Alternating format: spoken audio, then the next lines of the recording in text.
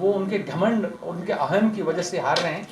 और सामने देखिए तो एक तरफ महलों में रहने वाले हैं और एक तरफ सड़क और गलियों के बीच में लोगों के बीच में International brands and smartwatches collection with great offers at Minute 2 Style. Let's go on time with the stylish designer collection. Minute 2 Style near Martindale Bridge, Station Road and Anasagar Circular Link Road. देखिए, मैं कार्यकर्ताओं से मिल रहा हूँ और आम जनता से भी मिलने का मौका मिला। डोर टू डोर कैंपेन में कुछ जगह पे गए, कुछ नुक्कड़ मीटिंगों में मैं गया, कुछ जगह पे पदयात्राओं में साथ में। तो एक जो माहौल मेरे को देख रहा है कि पहले जब भी राजस्थान के चुनाव के कैंपेन में आते थे तो जो भी शासक पार्टी हो उसके खिलाफ एक माहौल होता था। इस बार कुछ गजब का चमत्कार है। हर कोई हर जगह पे जब जाते हैं तो अशोक गहलोत सरकार की हर जगह पे तारीफ हो रही है, काम की तारीफ हो रही है। एंटी इनकम्बेंसी की जगह पे सबको ये बोल रहा है, चाहे महिलाओं के मुद्दे की बात हो, चाहे सरकारी कर्मचारियों की बात हो, चाहे वृद्धा और विधवा के पेंशन के बारे में बात हो, या चाहे हर मतलब वो हेल्थ की बात हो, हर जगह पे लगे वो लोग यही बोल रहे हैं कि गहलोत सरकार के काम में कोई कमी नहीं रही है। तो ये मुझे लगता है इस बार कांग्रेस की जो 5 साल की जो हमारी सरकार के सुशासन का फल जो है वो दोबारा मिलने वाला है। सरकार रिपीट होने वाली है और खास करके अजमेर की पिछली बार हम यहाँ पर ज़्यादा भारी जीत नहीं कर पाए थे। मुझे लगता है इस बार जनता जो है वो भाजपी जो यहाँ, मैं तो शहर की 2 सीटों के बारे में पहले ज़्यादा बोलूँगा कि मैं 2 जगह पे घुमा हूँ। ये 20-20 साल से लगातार जीत रहे ना, यहाँ पर परिवर्तन होने वाला है। और यहाँ पर ये दोनों जो भाजपा के एमएलए हैं उनके अहम की वजह से, जैसे राजा रावण भी कहते हैं ना वो मारे गए तो वो उनके घमंड की वजह से, उसी तरीके से ये दोनों भाजपाई जो नेता हैं वो उनके घमंड, उनके अहम की वजह से हार रहे हैं। और सामने देखिए तो एक तरफ महलों में रहने वाले हैं और एक तरफ सड़क और गलियों के बीच में लोगों के बीच में रहने वाली एक साधारण कार्यकर्ता है। तो यहाँ की जो लड़ाई है वो मुझे लगता है कि इस बार कांग्रेस बाजी मारेगी और अजमेर में सबसे ज़्यादा पॉजिटिव रिजल्ट है वो कांग्रेस के लिए आ रहा है। वो सबसे खुशी की बात है।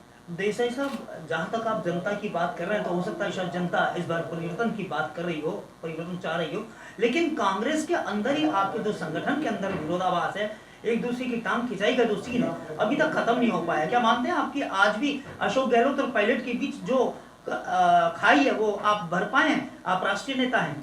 नहीं, मुझे तो लगता है जैसे अभी राहुल जी के साथ, खड़गे जी के साथ जब भी मिलने का मौका वहाँ पर मिलता है तो मैं अशोक जी को, सचिन जी को, डोटासरा जी को, हमारे सभी साथियों को मैंने देखा है। हमारे प्रदेश की लीडरशिप जो है वो जिस प्रकार से, हाँ 1 साल के पहले का कुछ दौर था जहाँ पे चर्चाएं बहुत हुई जिसके बारे में, पर अभी है वो एक दूसरे के साथ जिस प्रकार से पूरा कंधे से कंधा मिलाकर कैंपेन कर रहे हैं।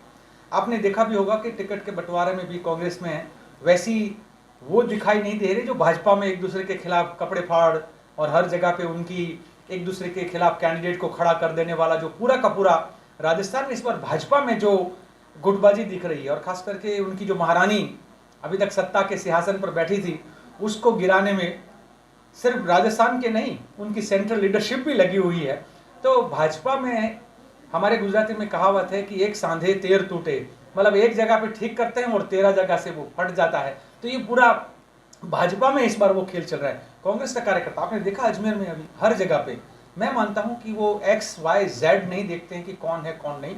इस बार विचारधारा की लड़ाई है, भारत को जोड़ने की लड़ाई है, राजस्थान के स्वाभिमान की लड़ाई है और राजस्थान का कांग्रेस कार्यकर्ता। आंकड़ों की अगर बात की जाए तो आपके कांग्रेस ने अभी PCC ने एक लिस्ट जारी की जिसके अंदर 50 नेताओं को पार्टी से बाहर किया गया क्योंकि वो बगावती तेवर थे, बगावत के रूप में खड़े थे, जबकि बीजेपी ने मात्र 14 लोगों को ही बाहर किया है। तो क्या मानते हैं कि बीजेपी में बगावत कम है या कांग्रेस में बगावत कम है? देखिए, कांग्रेस में अगर जिसने भी बगावत की उन सबको निकाला है। कांग्रेस में वो ताकत है कि यहाँ बगावती तेवर नहीं चलेगा। भाजपा तो आज इतने कमजोर हो गए हैं कि उनके बगावतियों को वो निकालने की भी हिम्मत नहीं कर सकते। उनकी बगावत तो हर जगह पे, हर सीट पे है, पर वो बेचारे इतने कमजोर हो गए हैं कि बगावतियों के सामने एक्शन लेने की उनकी आज हिम्मत नहीं है। देश के 5 राज्यों में विधानसभा चुनाव हुए, क्या मानते हैं परिणाम किस ओर जाने वाले हैं? कर्नाटक के अंदर जिस तरह से बीजेपी ने स्थिति आपने देखी, कांग्रेस ने इसको जश्न के रूप में देखा, कि राजस्थान, मध्य प्रदेश सहित और भी जगह पे हालात हैं। देश जुड़ना चाहता है, देश जुड़ने की, देश शांति की, देश प्यार, मोहब्बत और भाईचारा की भाषा बोल रहा है।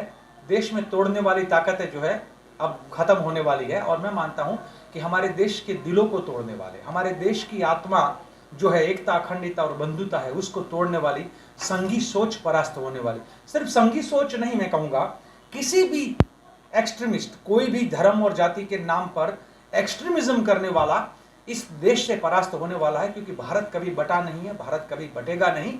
और लगातार मैं कहूँगा सिर्फ कर्नाटक में नहीं, कर्नाटक में तो भाजपा ने सोचा भी नहीं होगा कि उनके सुपड़े साफ हो जाएंगे, तेलंगाना में उनका पैर नहीं टिकेगा, राजस्थान में वो बुरी तरह से हारेंगे, मध्य प्रदेश और छत्तीसगढ़ में तो उन्होंने ऑलमोस्ट इलेक्शन कैंपेन ही छोड़ दिया था, मिजोरम में तो वो है नहीं। तो इस बार भाजपा का एक आश्चर्यजनक वो रहेगा, कांग्रेस का जो पंजा है वो 5 जगह पे दिखेगा और भाजपा का 0 जो है, जो 24 में होने वाला है, वो अभी से शुरुआत होगी। और इस बार जो लड़ाई है वो 5-0 वाली है।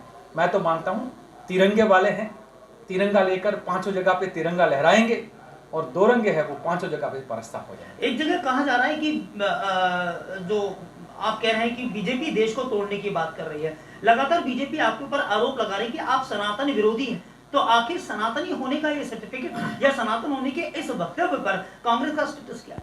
ये मूर्ख लोग हैं भाजपाई जो ऐसी सोच है, और मुझे लगता है उनकी मूर्खता अब लोग भी समझने लगे हैं। मैं मूर्ख कहूँगा, वो जानबूझ के कह रहे हैं वो भी नहीं कहूँगा, वो इतने मूर्ख हैं वो अपने पैरों पर कुल्हाड़ी लगा रहे हैं।